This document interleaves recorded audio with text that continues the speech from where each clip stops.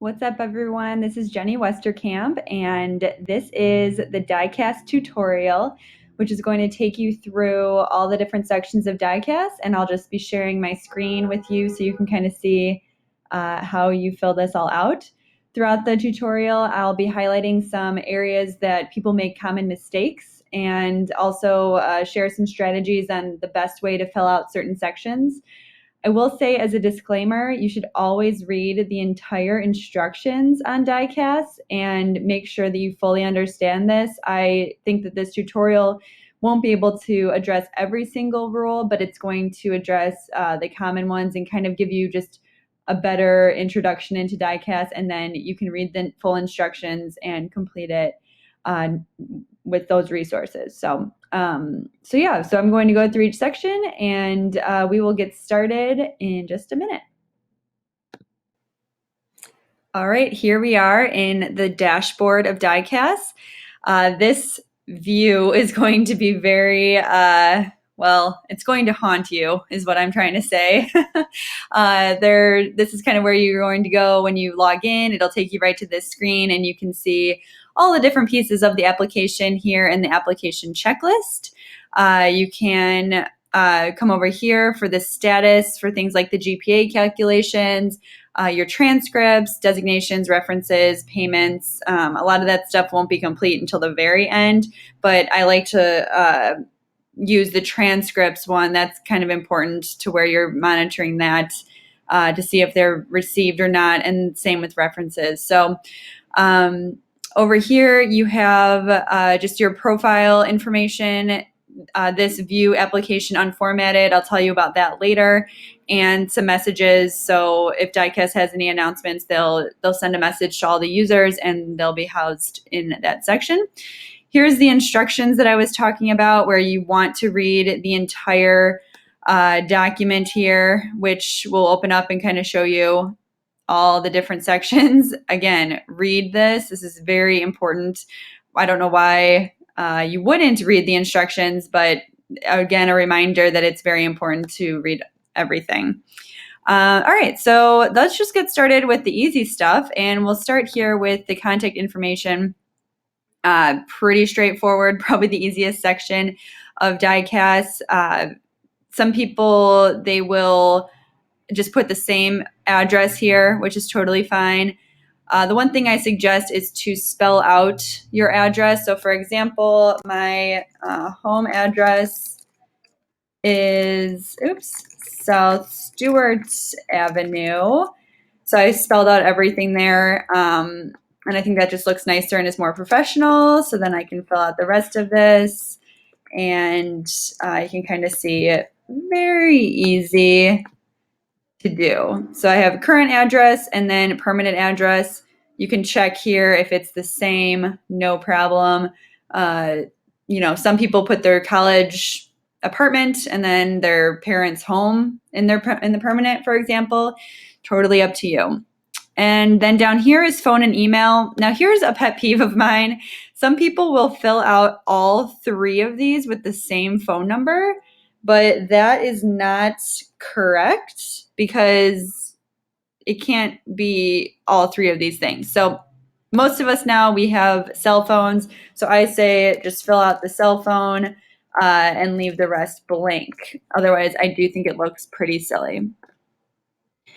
All right, so then I clicked cell, and see here I followed the template that they want. They want you to put hyphens in between. Some people will do it like this, and that I always correct because you're not following the template that they're asking you to do, which is to add hyphens. All righty, and then you can add your phone number again here when you are ready to do that. And again, it's usually the same phone number, and that section is now complete. All right, so spell out the full address, check the box if it's the same, only fill out one phone number. It's totally fine to have this blank. As you can see, these are not required like these ones are, how they have the red box. So you're able to leave those blank, and it looks cleaner to just put in one. And then you'll put in the number again. I've seen people, I just kind of laugh because I'll see the same number in all of these fields. So you'll put in the same exact phone number 4 times. It just looks silly to me. All right, so then you're saving the section and you are going to move on to the next one. All right, the next section we are going to fill out is personal information. And first, you can see here that we have completed contact information. Woo, awesome. Many more to go. All right, personal information. This is where we're filling out citizenship status and then just some general information. They have a language question that they ask. Kind of random to throw that in there, but it is what it is. We will go and fill this out. So citizenship status, you're filling out the appropriate selection here, and you're able to choose the country of citizenship if you are just a resident or other, and include your visa and all of your visa information. And then also it asks if you're a veteran. So if you are applying to programs, make sure that they do not require U.S. citizenship if you are not a U.S. citizen. I know, for example, the VA dietetic internships require citizenship. So you just want to be sure that you are meeting the admissions requirements if you are not a U.S. citizen. Then we'll come down here and be able to fill out this information, which is applicant's preferred name or nickname. Sometimes, so for example, you might have a native name or like a birth name, but then you go by a different name. It's fine to put that nickname there. Sometimes, like for example, if I have Jennifer as my name on my application, I could put something like Jenny in this box if I wanted. I usually leave it blank. Though, like in my case, I'd probably just leave it blank because you can call me Jennifer and that's fine. It's just, it's just if it's really a different name, then I would fill that out. Otherwise, leave it blank. And language, this is where I get a lot of questions because people think just because they took high school Spanish or high school French that they can put this language in there. So, if I put in a language like Spanish, let's see, get that. And the proficiency level, beginner, intermediate, and advanced. So you would think, oh, sure, I took high school classes and that would make me a beginner. But the instructions here, again, a reminder to read all the instructions. The instructions say that you have to be able to be fluent in this language and be able to conduct therapy, like nutrition therapy, in this language. So I know for me, I couldn't sit down with a Spanish-speaking client and have a conversation about nutrition. I could maybe read Spanish. I know a few sentences in it, but I couldn't be fluent and conduct a nutrition consultation. So in that situation, I would not put a language here. I would leave that blank. So you just want to be sure that you are fluent enough, and then from there, your fluency can be beginner, intermediate, or advanced. Beginner might be that you're pretty fluent. Intermediate could be that you have been, using the language in this type of setting for many years, and maybe advanced could be that this could be a native language for you, like you've been speaking it your whole life. Maybe you knew this language first and English you learned later, that sort of thing. So just be clear there. You don't want to put Spanish and have it seem like you know that language when really you aren't fluent in it. Okay, so that's my language spiel. And then do you have any materials under another name? Yes or no. And this has to do with transcripts, because your name on a certain transcript from maybe a college 10 years ago is different because you got married and now you have another name that's on your application. So it's usually that, or if there's a name change, if you come, I know some international applicants that change their name when they get to the United States, and they might have another name on previous transcripts. So that is how you fill out this personal information section. And again, it's just really the tricky part is just the language, making sure that's correct. And then with the citizenship status, no matter what, if you aren't a citizen, you need to make sure that you're eligible for the programs that you're applying to.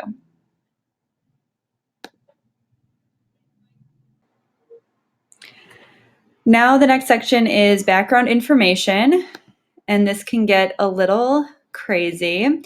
So this background information, they're asking you questions, almost like a background check, where they want to know about any disciplinary action, any complaints, any civil suits, and any probation, suspension, termination, and finally, if you've ever said no to a match from DICAS, and any criminal offenses, minor traffic violations, anything other than a minor traffic violation, or convicted of a felony. Okay, so this is like the background check. And hopefully you can say no to all of these things. Just read them carefully to make sure you're being honest with them. They're kind of long and have exceptions in there. So read completely each question.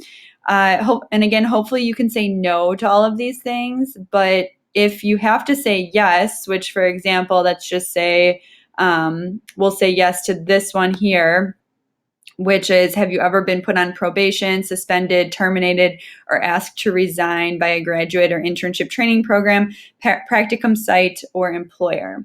Now, let's say that you did have to do that. My suggestion here is that you really want to keep your explanation short and to the point with as little detail as you really need in order to be honest.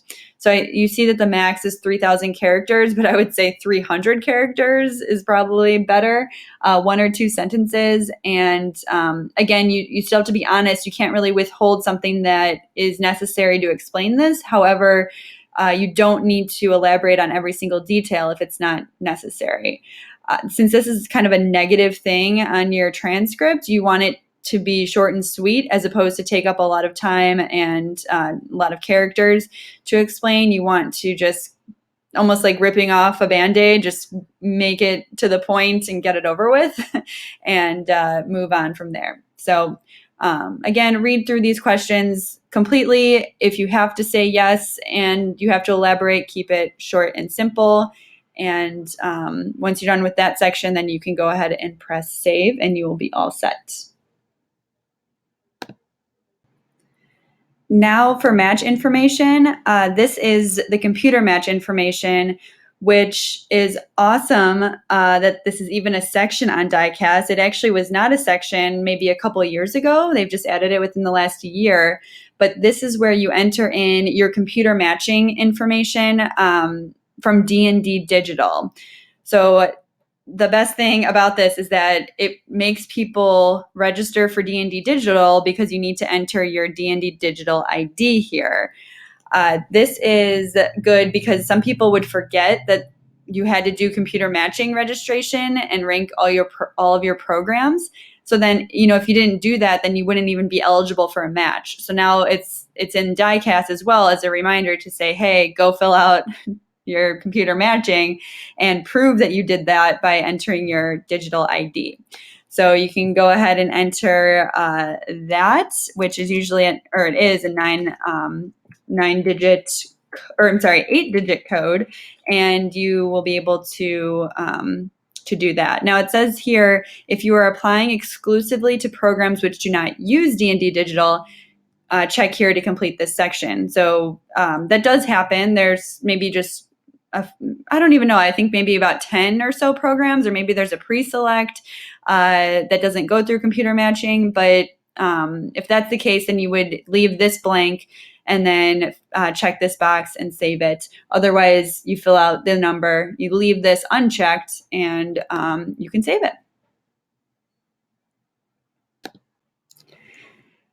Now on to educational information. This is a fun section. We're going to go through all 4 of these sections. So we'll start with the DPD course list form.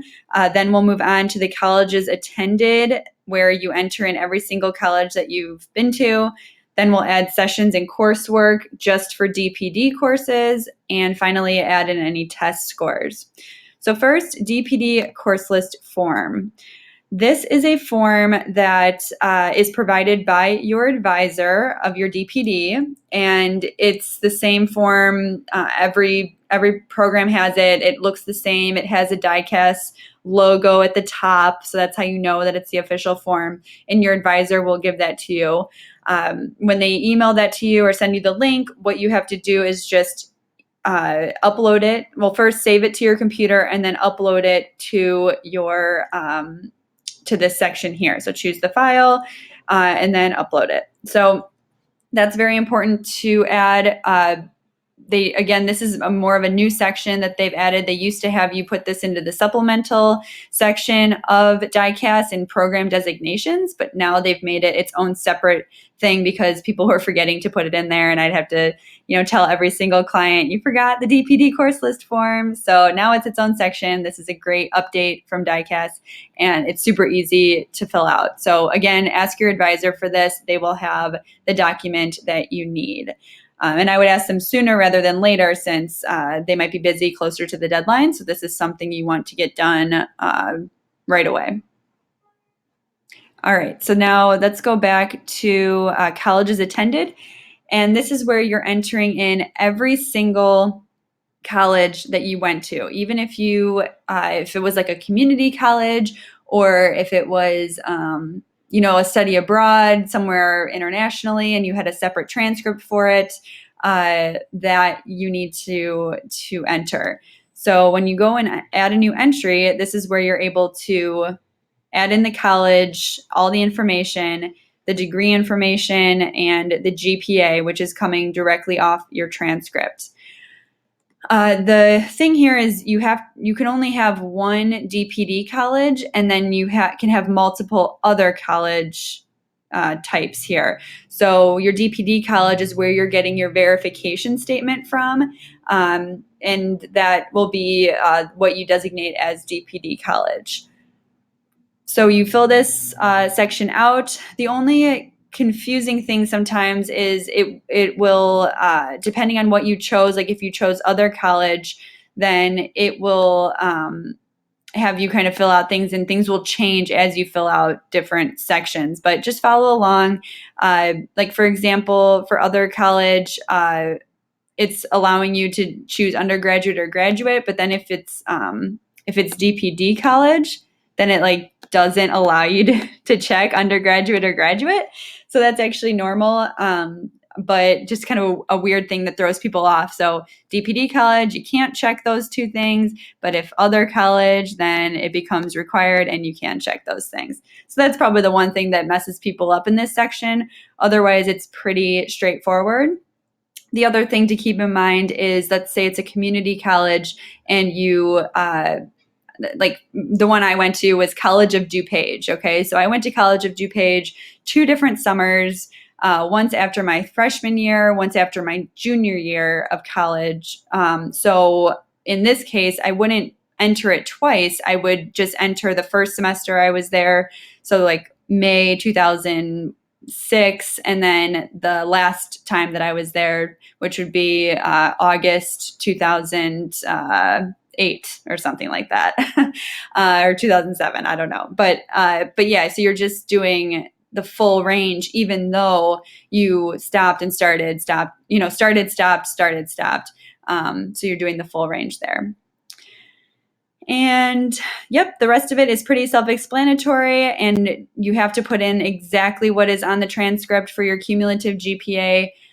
Don't worry if, let's say you just took one course, you got a C in it, now you have to put 2.0 on your form here. They're going to see your transcripts anyways, so don't feel like, it's like your only chance to show them your GPA, because they're going to get all your transcripts and they'll be able to see how everything all played out. But they do want to have that overall cumulative there.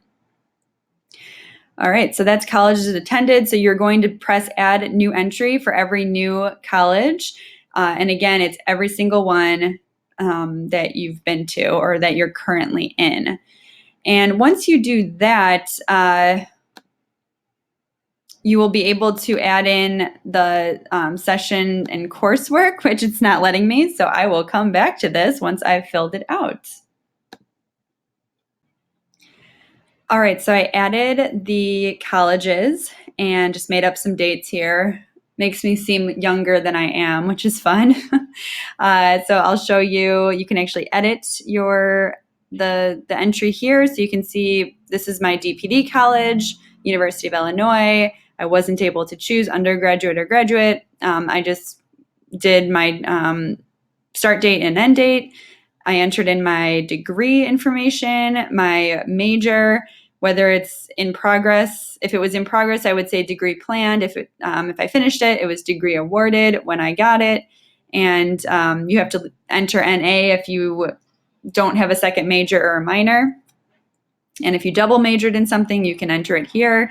And the GPA right off my transcript. So that is all done. And then this was my other college. And so it auto-populates it so that you just kind of choose and have a drop-down menu and then are able to choose the college. So you put that in, your start and end date. And then for this, since there was no degree, I choose none. And nothing else was required because I said none. And then I just put in my GPA.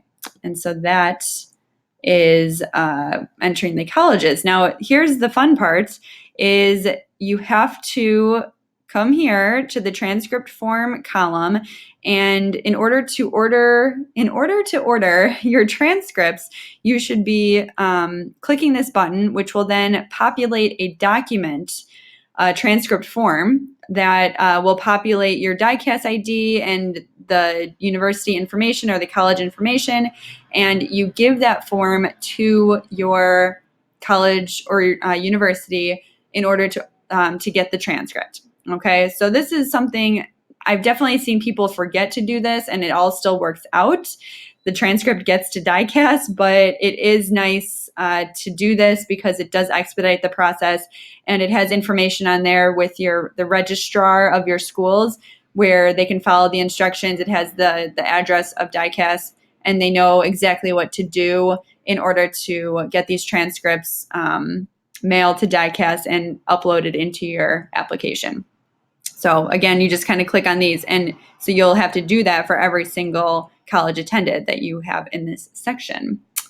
All right, now that we have the the colleges attended section done, you can now do the session and coursework section. And this is where you are able to add a new session and then choose the school, what year you were, so freshman, sophomore, junior, post-bac. If you are a career changer and are coming back just to do the DPD courses, then you would do post-bac there, or graduate. And enter in the course term and the term type. So this is all pretty self-explanatory. See what would make sense. 2010 is when I started and completed. So once I have a session in there, then I can start to add courses. And so the coursework, I think the best strategy here is that you're organizing all your DPD coursework in order, in time order, like session order. So what was the first semester that you had a DPD course, and then take it from there and like outline everything separately so that you can do it all in order. Otherwise, it gets a little complicated having to do that again. So you're going through each course, which is usually about 20-ish, 25, kind of varies, but you're going to have about that many courses, and you're going to use the DPD course list form to know which courses to put in here, and then enter the course title exactly as it appears on your transcript, and that's from the original college that you took it. So you're able to go right off the transcript and just follow the directions here. Now, this is the question that kind of confuses people. This is, if this course was repeated at the same institution, was this an attempt other than the final attempt? let's say at University of Illinois, you took general chemistry and you got a D in it. And then you said, okay, I need to retake this. So I'm going to retake this at U of I, at University of Illinois. And you end up retaking it. So then at this point, you would say, yes, this course was repeated at this institution and this was not the final attempt. Okay. And let's say you took general chemistry at University of Illinois, but then, you retook it somewhere else, like College of DuPage, for example, then you would put no, because this was either not a repeated course or was the final attempt of a repeated course. So because you didn't repeat it at the same institution, you need to put no here, even though you did repeat it. Now, a little lesson for you. When it comes to your DPD GPA that's being calculated, the DICAS system will look at this question and it'll say, okay, if you repeated it at the same college, they're only going to count your final attempt or your better attempt as part of your GPA. Okay, so let's say you got a D and then you got a B. They would count just the B in your DPD GPA. But if you retook this at a different college, so you got a D at University of Illinois and then a B at College of DuPage, then they would count both grades in your DPD GPA. So it actually would help your GPA more if you retook a class at the same school, because then you're only counting that B and that D does not get counted in your DPD GPA. But sometimes that's not doable. Sometimes you have to retake it over the summer at a community college or something. So, that's just how it is. But they're still going to see all your attempts anyways because you have to put in every single attempt in this coursework section. But it is nice to know that, okay, I still have to put the D, but my DPD GPA doesn't get that hurt by it because you retook it at the same institution. You might need to replay what I just said a couple times in order to understand that. I know it's very confusing, but yeah, I tried to make it as simple as possible. It's one of those things where, as you are talking about retaking classes and dealing with bad grades, that's something just to keep in mind in how DICAS handles that. So you're filling out the rest of this information. I would say of any instruction section for DICAS, the coursework section is one you definitely need to read, especially if there are retakes or there are, you have different grading scales or things like that. There's a lot of exceptions here, but if you have more of like a general, semesters and letter grades and it's all pretty straightforward, this won't be too tricky. But if you do have some things you have to convert, that's where the instructions will explain exactly how to do that. And they even have little text here that kind of tells you exactly what to do. And here's where you're going to do either DPD Science or DPD Professional. You're not including any non-DPD courses here. And so that should be kind of your tip off that, okay, if it's not one of these two, I probably shouldn't be putting it in this section.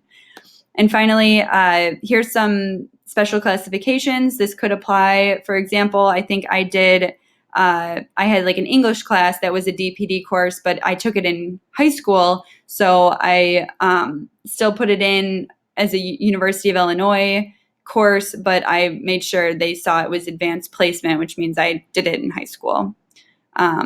This high school coursework could also apply. It just depends on if it was an actual advanced placement course in high school or if it was just a class in high school.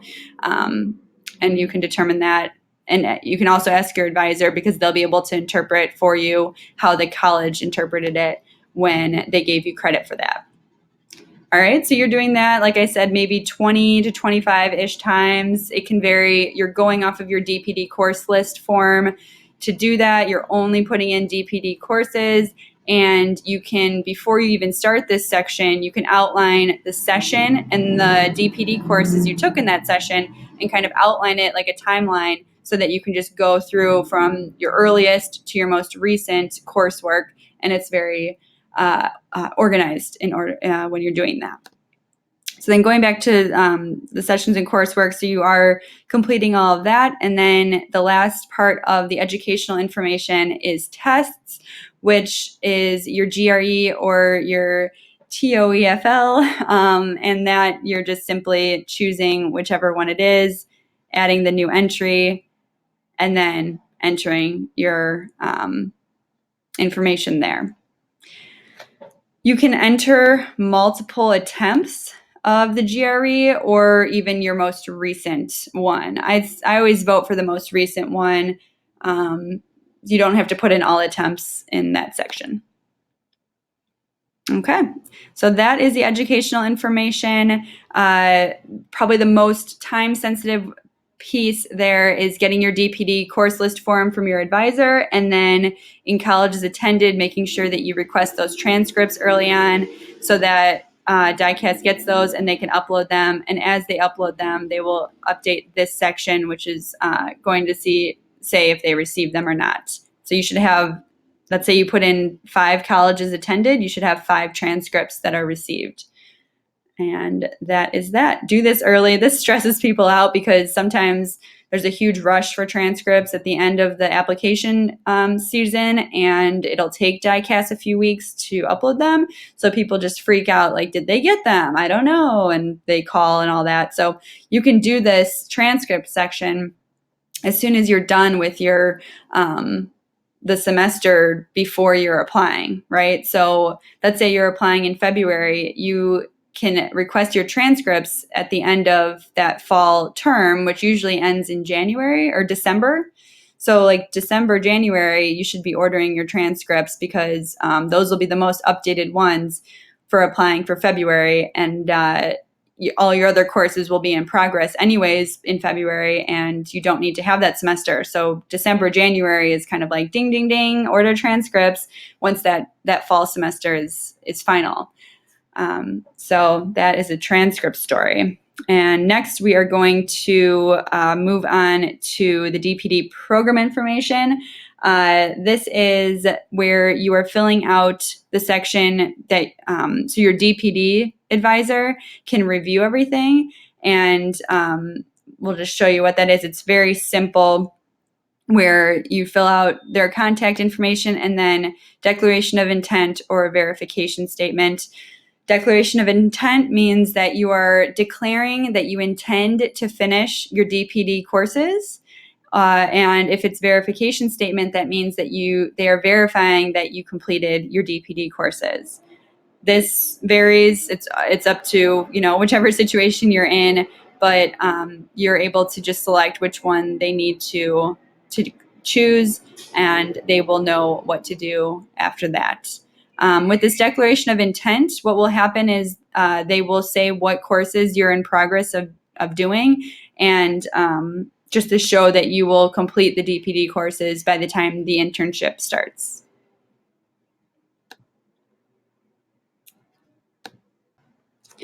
So one thing I wanted to point out about transcripts is that there is something new, and I'm here in the instructions page for transcripts, and you can kind of read through that. But this here is new. So they now accept transcripts sent electronically from Credentials Solutions. Not all universities allow this, but you can check to see if your school does participate. You can click this link. That's nice just because, it could expedite the process. But that said, it'll still take 7 to 10 business days, as it says here, to post your application. So you do want to, it's something you can do. It's a little bit easier, but you still want to have enough time before the deadline to do that in order to make sure it's uploaded before the deadline. All right. So yeah, check here. This again is in the directions, like in the instruction section under transcript, and you will find this information. With the additional information section, we will start with the awards, experience, and volunteer activities. I do want to say, people always ask me, like, what goes in this section? How much should I put in there? And I do tell people, my general rule is don't do anything from high school. Keep it all college and beyond, and include both dietetics and non-dietetics experience. Sometimes with the resume, like if you're working with a coach and we want to make sure that your resume is just your highlight reel and it's really selling yourself as a dietetic student and shows you're prepared for a dietetic internship, sometimes we might take some experience off of that resume that's not dietetics related. And then, we'd still want you to include it in the awards, experience, and volunteer activities section because it's still valuable, but maybe it wasn't valuable enough to include on the resume. So I just want to make that clear that the DICAS application should include all of that, college and beyond, should include everything just to show how well-rounded you are, but your resume might not include it because we want that to be a more focused document and be more about dietetics. But again, that's just my general rule. I will say when we're working individually with someone, people have different situations. They might not have a lot of dietetics and they need to put something else non-dietetics on there, in which case we say, okay. But yeah, everyone's situation is different. I just want you to know that the DICAS you should be putting everything that is relevant for work and volunteer and all that, even if it's not on your resume. Okay, so let's go into this section. And you'll be able to see here that there's 4 different types of entries that you're going to be able to use. And there's honors and awards, which will be things like employee of the month or team member of the year or dean's list or some scholarship that you got. So that will go in honors and awards. Sports and extracurricular activities. With sports, some people are like, well, do I put running as a sport? Like, I love to run. No, I don't put any types of sports unless you are on a organized team. Like if you were on the cross country team at your college, then I would put that as a sport. And extracurricular activities, I think about this as clubs that you're in where you're just a member of something, or any other activities that you do that aren't necessarily work or volunteer experience. Certifications are going to be things like if you got personal training certified or you have the Serve Safe Food Handlers certification or the DTR would be a certification. What else? There's HIPAA training. There's first aid. There's a bunch of different things. So, any certification would go there. And finally, work and volunteer experience, whether it's dietetics or not, you will be adding it to that section. So the one thing to keep in mind here is just knowing how to separate the different types of things, and also know that for each of these, they have different ways of asking for the information. So I'll say, if we start with honors and awards, you'll see here the type of information they want you to include. And people always ask me, what should I put in the description? Well, you do want to show what it took for you to get that award. So you want to be selling yourself here.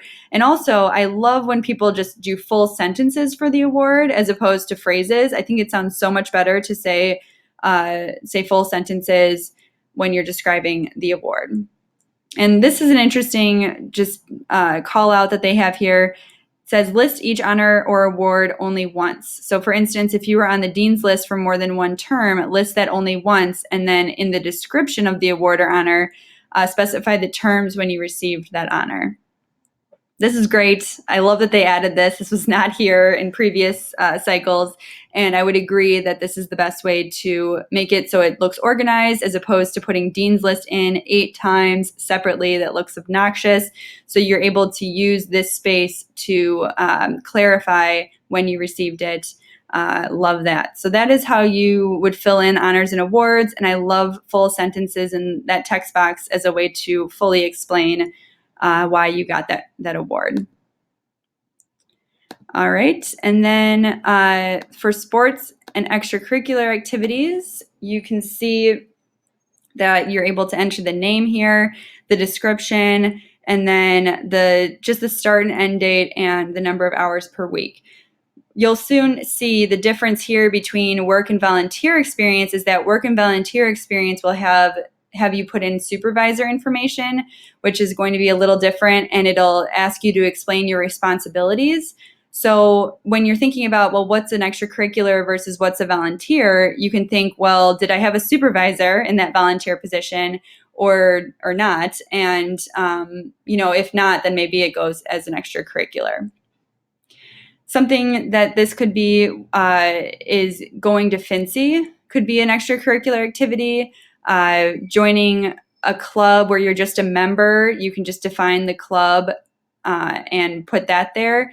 If you took an active role in a club, like if you were president of a student dietetics association and you actually had responsibilities and you had a supervisor who would be like the advisor for the club, then I would put that in volunteer. But if you were just a member and you would do volunteering now and then, not like volunteering, like you helped the club's bake sale or, you did some things just kind of one-off, then at that point you can include that description here, but it wouldn't be a volunteer experience. It would be just kind of extracurricular things.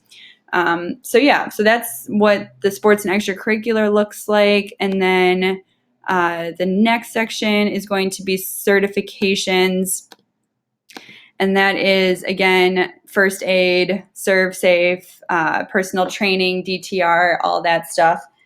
The only tricky part here is that there's a space limit. Like there's a limit on the number of characters or letters that you can include in this section. So a lot of times people have to abbreviate. Just make sure that you're abbreviating using the standard abbreviations for words, something like national, for example. You don't want to type like NTNAL, like make up your own abbreviation. You'd want to use the actual standard abbreviation, which is NATL. So just Google those and make sure you're using the exact abbreviations as opposed to making them up on your own. That's the one thing I see that I usually have to fix is abbreviations there. Oh my, okay. So that is certifications. And as the final type of entry here, it's work and volunteer experience. And this is where you're doing your work and volunteer. So both things that were paid and unpaid, whether it's dietetics or not, just doing anything after high school. So in college and beyond would be the general rule here. And you're filling out the employer, your actual title, your key responsibilities, supervisor information, and then it allows you to include whether it was paid or volunteer or received academic credit. I will say it's not often that I have people add received academic credit experiences, although it is helpful. Sometimes if you have a practicum where you had to work at a clinical center of some sort, then it is good. It's kind of like something I talk individually with clients about and whether or not it's appropriate, but it is an option here. So you can add in things where you got academic credit, but it's usually the more valuable things like practicum or, like if you actually had to work with a dietitian for a semester or something like that. The one thing I want to point out here is this key responsibilities section. I really like to just use phrases, and you can use exactly what was on your resume. And this is the sort of the format that I like because it's the most clean. So this could be longer, but just for example, you would include a phrase, which would be like your first bullet point from your resume, and then about their satisfaction. I'm just making this up, but I want you to see how I'm just kind of listing out the phrases one after the other. Work to improve the system of menu action. Okay, so let's say I kept going and I included all my bullet points. I really like just doing it like this. This is my own strategy and something that we just tell all of our clients to do. And we teach them how to put it in there, but it's just my strategy because I think it looks the cleanest. You can also do full sentences, but a lot of times it's just easier to copy and paste from your resume and include it in here. Totally up to you. If you do decide to get a DICAS review through one of our memberships, that they'll be able to help you formulate it exactly how they think it should look. This is just kind of the general way that we suggest. And if it could be improved specifically to you, then the coach will definitely let you know. But you do have a limit here, 1,500 characters. It's usually plenty. I don't like to be aggressive in this section. I like to keep it very concise and organized and not fluffy. So it ends up being really similar to the resume. I usually don't add more than what was on the resume in most cases. Okay. So that is the work and volunteer experience, and you're entering in everything. You just come back to this general page, and that's where you're going to keep adding new entries, and it will organize everything into each different section automatically, which is nice. And that is that section. Make sure that one thing that I like to do, which I'm kind of cutting ahead here, but viewing the application unformatted, when you're doing a final DICAS review, I love doing this, and then you open this up and then you can copy and paste all the content in here into a Word document, and you can do a spell check on it. And then the spell check might catch things that you wouldn't have seen just because your eyeballs would be going crazy. And, sometimes it's hard to catch any typos when you're actually putting it into these text boxes, like into these fields. But if you go to the view application unformatted and you see how it all looks, put it into a Word document, do a spell check, then you can usually catch some errors. I like that, doing that when I'm reviewing applicants' DICAS. All right, so that is additional, nope, that's not, wait, that's this. That's awards, experience, and volunteer activities, and that is how you fill that out. Again, working with a coach will be able to help you how to do it exactly to sell you the best and keep it organized. And, just using the resources that we have, some of the downloads related to DICAS in the members only section, you'll be able to see some more ways, sample formatting of ways to do that section. Now moving on to the bulk of the application. These are the sections that will take you the longest to do. However, they're the easiest to complete in DICAS itself. So we'll start with the personal statement. And the personal statement, here is where you add a personal statement for every program you're applying to. So let me repeat that. You are including a personal statement for every program you're applying to because you want each statement to address each program. Way more to say on that in personal statement videos, but it is something that you should keep in mind. So you're adding in multiple personal statements. When you add a new entry, you just title it. Usually I title it the name of the program, and then you copy and paste your whole statement into this text box, and then you save it, okay? And so that's the personal statement. So you're doing that for every single program. So you might do this 3, 4, 5, 6, 7 times, and all of those personal statements will be listed in this section right here.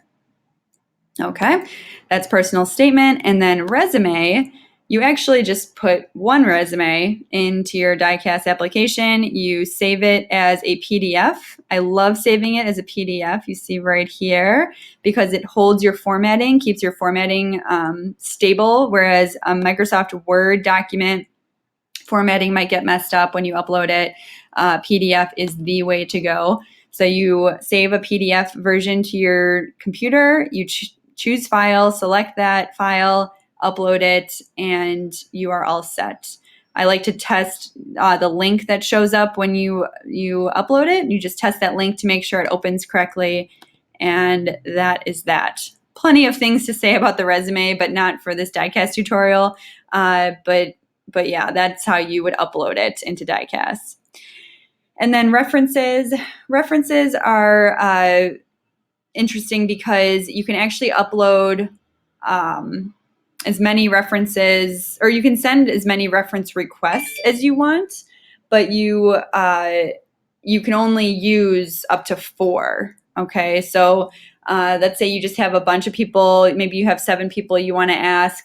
you can send these requests, which are just really simple forms with their contact information.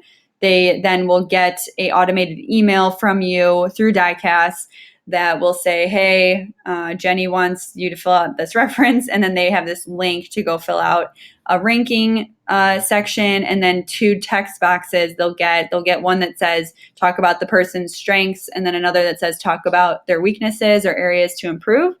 And so they'll get that form, which they will fill out and then submit, and you won't ever see what they say, but it'll all be uploaded onto your application. So this is where you would initiate that contact so that they can fill it out, and you add all those entries, and you go from there. So something important to know, incomplete or unfulfilled requests for letters of reference do not carry over from one application cycle to the next. So the, if they didn't actually complete them, then they won't carry over. But if they did complete them, then they should still be there for the next application cycle. Like, it won't get deleted. It was, I think, last year that they changed the reference section of DICAS, and so they had to delete everyone's references. But going forward, they will stay in the system unless they tell us otherwise. Like, as of right now, they will stay in the system, but just always, DICAS will make sure that you know this, and if you just read any of this text in this section, they will be able to tell you what that current status is. But for right now, they will save, but this is how you would add an entry. And application certification, this section you just want to read through, but essentially it's just saying everything is true. You've read all the refund policies and the application deadline policies. You give your permission to release any information, anything that has to do with your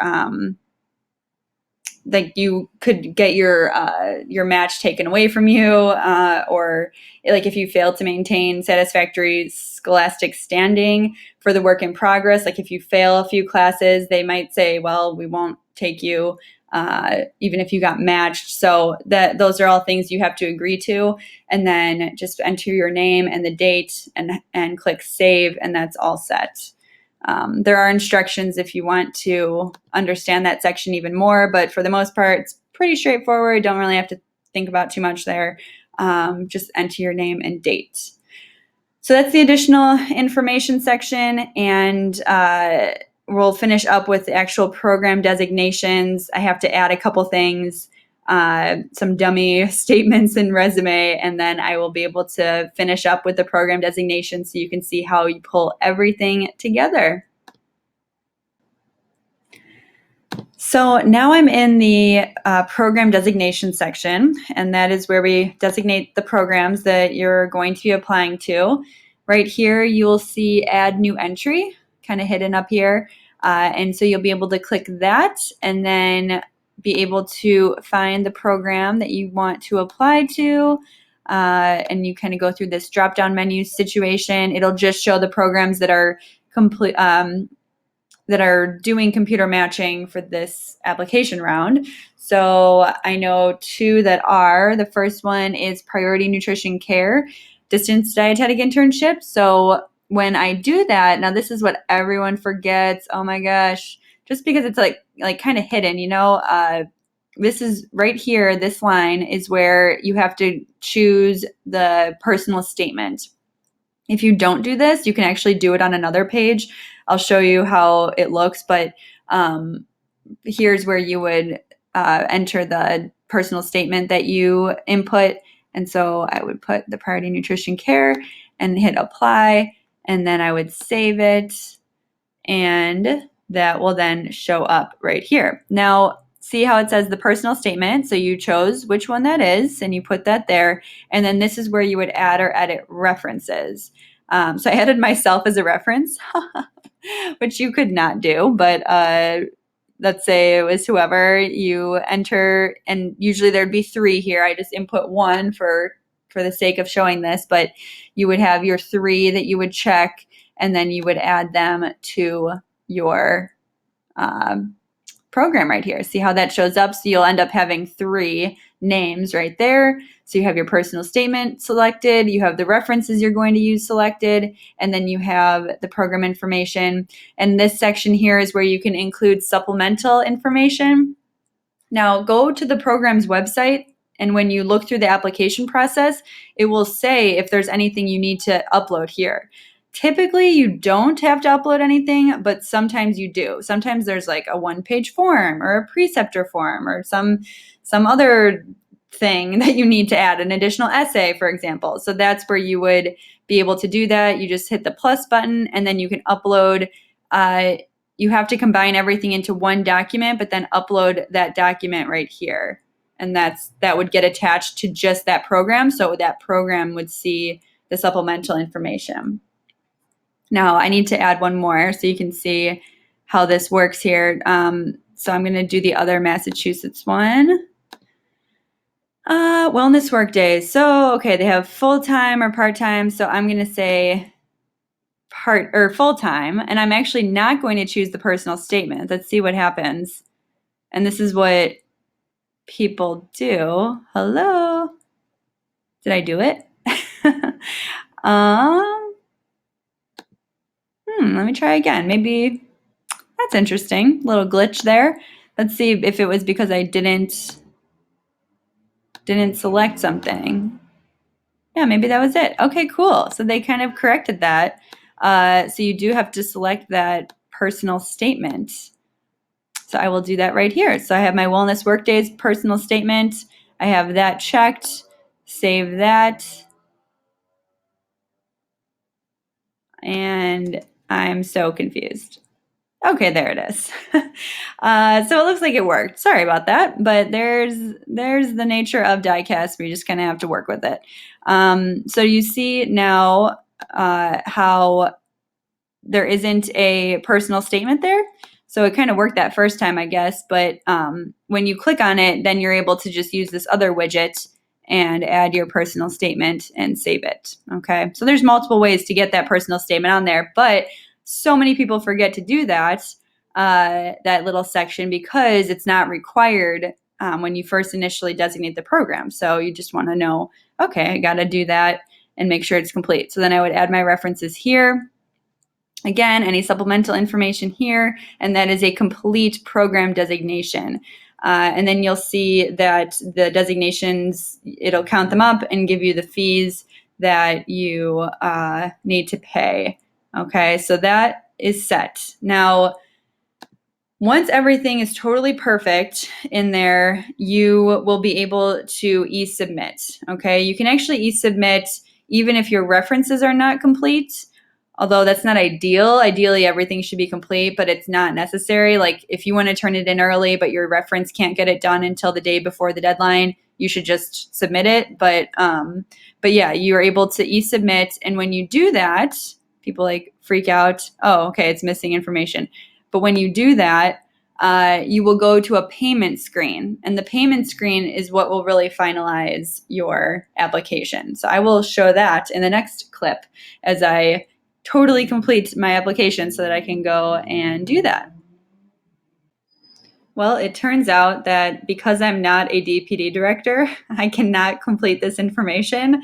Therefore, I cannot e-submit. That's a nice lesson for you. You can't submit until your DPD director fills that out. But that's okay. I think that we kind of covered everything. Like I said, once you press e-submit, you will be able to complete your payments, and then to know that you've completed the payments, you can actually go back into program designations, and this will change to where it won't show the fees anymore. It'll show that it was submitted, and you'll know then that it is. See how it says pending designations right now? When I go in and pay, that's when it would change to show that it was completed, and you'll know that you are all set. And from there, I just want to go through some wrap-up things, like final checklist. So there is a resource in the members only section, DICAS final checklist or final DICAS checklist, that will just give you some more of the common mistakes, things to make sure you did right as you go through and triple and quadruple check this application before you actually submit. And then the other thing, like I said, you do want to use that view application unformatted so that you can see your application in a different way. You can copy and paste it into Word. You can print it out so that you can really go through with a fine-tooth comb and make sure that everything looks clean. You didn't have any typos, whatever it is you need to do to make sure that is perfecto. That is my suggestion. So again, I went through every section, went through it pretty fast, but I wanted to just give you this big picture overview so that you could see you just take it one checkbox at a time, just down the list, and you slowly but surely fill things out. Don't try to hop around to different sections. Try to approach one section only, read the instructions, complete it, and move on. I think DICAS can be very overwhelming because there's all these different sections and there's so many moving parts. Like you have to keep up with your references. You have to make sure your transcripts are in, you have all of this, but I think they do a great job of showing you how to stay organized. They give you those status updates and you're able to really complete this and do it correctly. This is something where program directors are looking at this application wondering, can you follow directions, right? Can you keep things organized and make sure you're not leaving things blank? Can you make sure it's free of any grammar errors? And then, just in general, like, can you put this together? Can you complete this? Because if you can't, if you struggle with this and you don't do it right, or you do it in a sloppy way, that's a sign that maybe you're not ready for harder challenges like the dietetic internship. So approach it in an organized way. Go back and listen to some of the sections if you want me, to have someone walk you through it as you're doing it. Pause this tutorial so that you can stop, do your own section, and then come back and follow along. Any way you want to use this. But I hope it helped. And like I said, in the members only section, there are more resources regarding DICAS that you can look at. And I think there's a video that I'll be doing, if not already, that will be up in the video section that talks about this as well. So there's all these resources. And again, if you feel like you need a coach to look at this, then certain memberships will have DICAS review. The VIP and the All Access Pass memberships will have the review where a coach will go in and go into your DICAS application and look at the unformatted version and make changes like in a Word document and, just make sure it's 100% perfect for you. We don't go in and change anything because that is extremely risky. I would never want a coach to they wouldn't accidentally submit it, but you know what I mean? Like, we don't touch the live application. We just go in and review it. And then anything we have changes on, we'll put into a Word document and we'll allow you to change those yourself. And I think that's it. So I hope this was helpful. Really pumped. If there's changes from round to round, I'll make sure to add videos to this tutorial so that you know. But this is as of the September 2016, so you should be good for the rest of this year. And that's it. If you have any questions or have any feedback, just email us info@allaccessinternships.com. And good luck filling out DICAS and get matched.